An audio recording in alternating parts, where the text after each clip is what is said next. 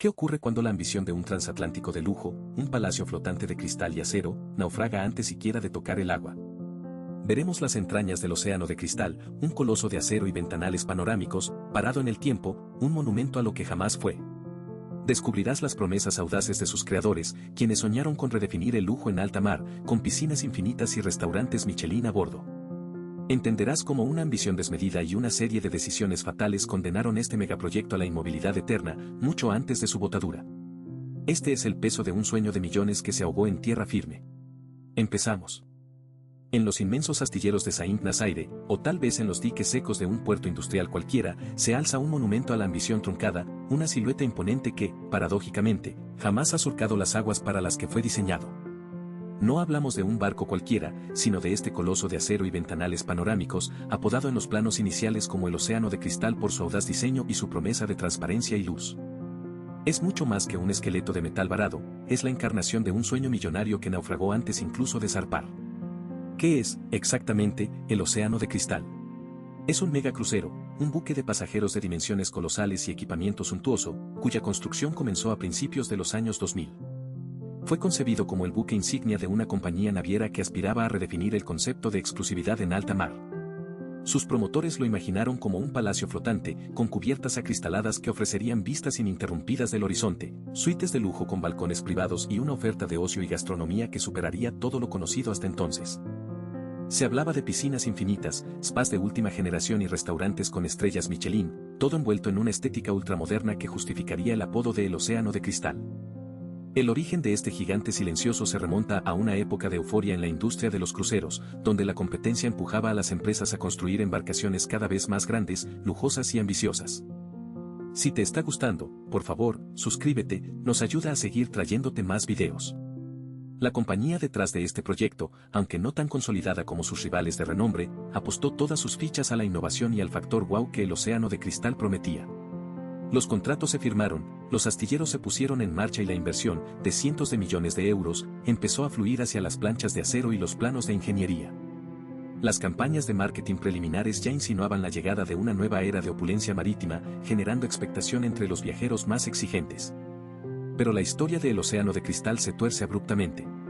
A medida que avanzaba la construcción, los costos se disparaban, los plazos se dilataban y la financiación, inicialmente robusta, comenzó a tambalearse. Problemas de gestión interna, una escalada inesperada en los precios de los materiales y, finalmente, un cambio drástico en las condiciones del mercado global y la quiebra de la naviera original sellaron su destino. El buque, completado en un alto porcentaje, pero aún sin los acabados finales y las certificaciones necesarias, quedó atrapado en un laberinto legal y financiero, un verdadero gigante dormido en el puerto. ¿Por qué importa la historia del Océano de Cristal? Porque es una crónica elocuente de los riesgos inherentes a los proyectos de megaconstrucción y una advertencia sobre la fragilidad de los sueños corporativos. Representa una pérdida económica monumental, no solo para la compañía original, sino para inversores, proveedores y, en última instancia, para los trabajadores que vieron su empleo comprometido.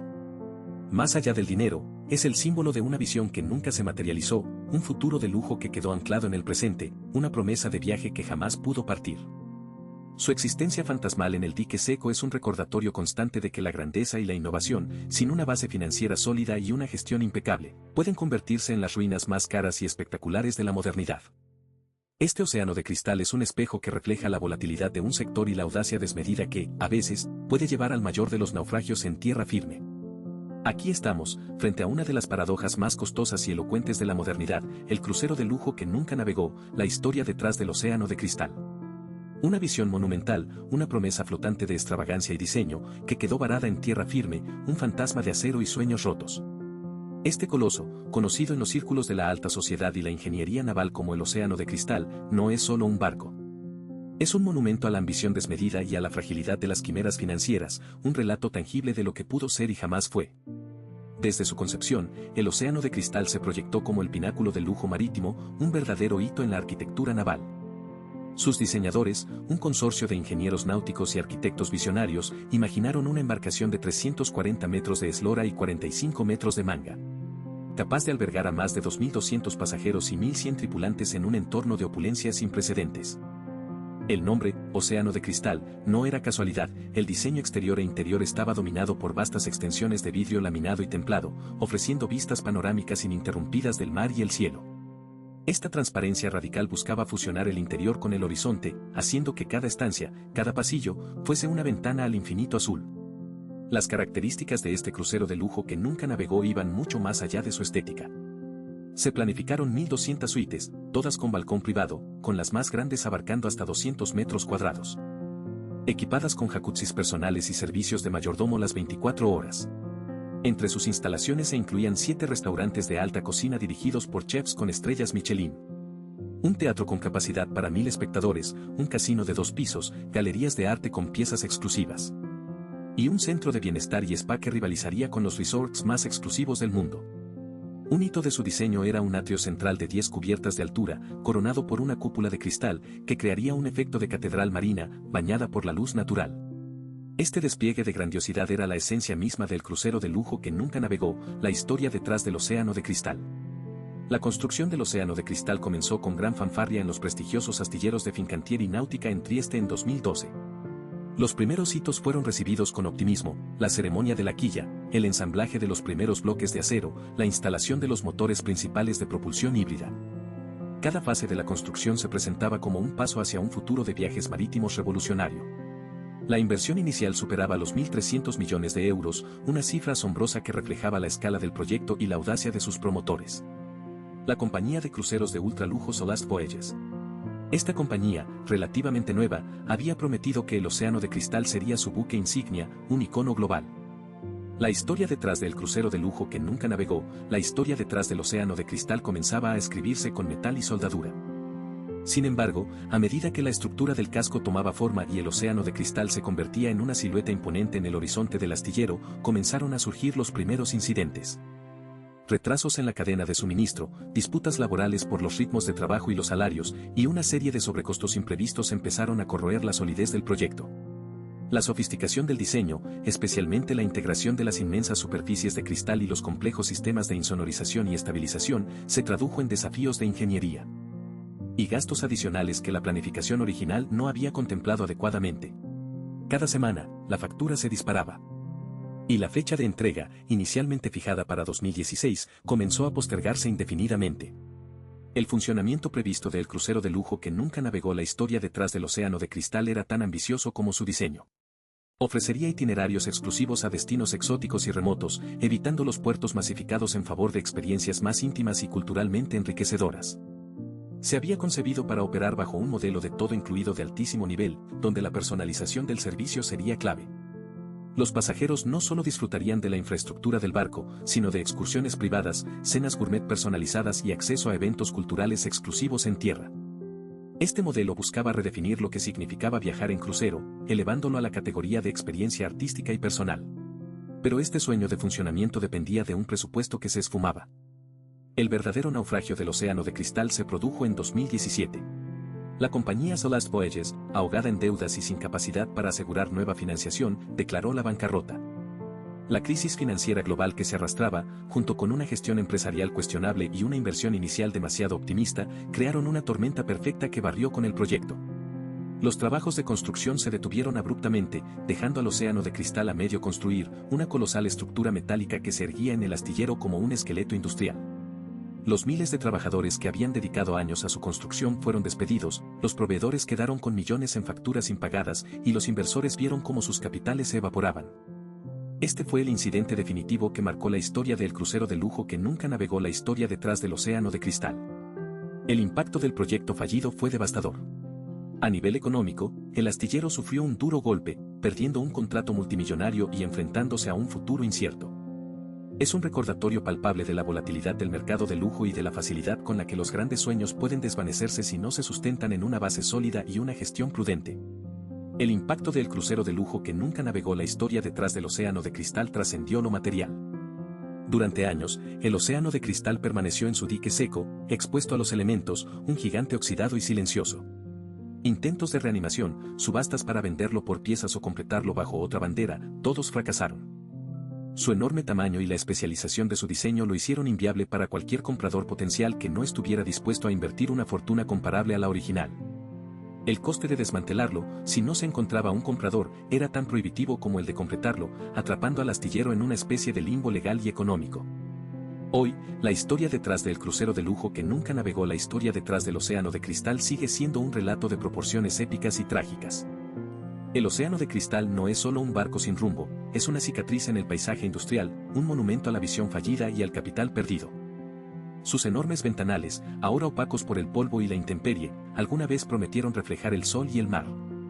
Ahora, solo reflejan el silencio y la melancolía de un sueño que, a pesar de su inmensidad y su opulencia, nunca zarpó. Es el coloso fantasma que susurra una advertencia desde su eterno anclaje en tierra. El silencio que hoy envuelve al Océano de Cristal es un estruendo para aquellos que una vez creyeron en su promesa. Las consecuencias de la debacle del crucero de lujo que nunca navegó, la historia detrás del Océano de Cristal se extendieron mucho más allá de las grúas del astillero, dejando un rastro de desolación económica y un legado de advertencia ineludible. El astillero, que alguna vez fue un motor de empleo y prosperidad en la región, se vio atrapado en un laberinto de disputas legales y deudas incobrables que lo llevaron a una reestructuración forzada y dolorosa.